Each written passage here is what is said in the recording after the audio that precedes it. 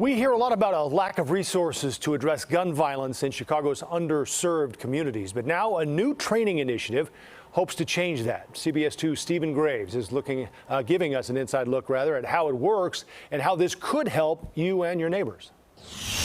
The city's goal with this is to really go into neighborhoods to address mental health, even if it starts out with a small group like what we saw today. What may look like a childish game of tying pipe cleaners together is actually a way to find commonalities with classmates, skills to help strengthen Yvonne Livingston's own mental health practice on Chicago's West Side. As I began to do this work and to unravel, the trauma, I had to first start in my own home, because that's where the trauma lived at. Livingston has been shot at, been a victim of domestic violence, and is raising children. Let's just face it, we don't have a lot of mental health professionals to deal with the magnitude of trauma that's in our community. She is one of about half a dozen people in this group meeting in Inglewood to learn community mental health tactics, so that they can act in moments where they haven't had the tools to act before. Farlan Toussaint is with national organization Center for Healing Through Justice and Sport. They're working with Chicago's Department of Public Health in 10 South and West Side neighborhoods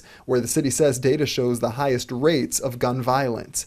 CHJS aims to use any type of physical activity to understand the brain and foster relationships, equipping people with tools to better understand the origins of gun violence and help redefine their communities. I think that's the hope of sport to a certain degree, right? You've got underdogs who come in and win, and for us, that's our ultimate belief, that the underdog is always going to have a chance as long as they continue to try. Starting with people who want to break the stigma of getting help.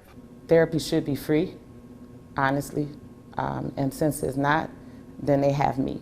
Livingston thinks to make this most effective, though, it's about availability, making sure people can attend these trainings on different days and times. CDPH says it is working on that, possibly making classes available in the fall. Reporting in Inglewood, Stephen Graves, CBS 2 News. The city says the roughly $200,000 initiative is one of many projects centered around mental health. Some classes are still open for registration. We have a list of those on our website, cbschicago.com.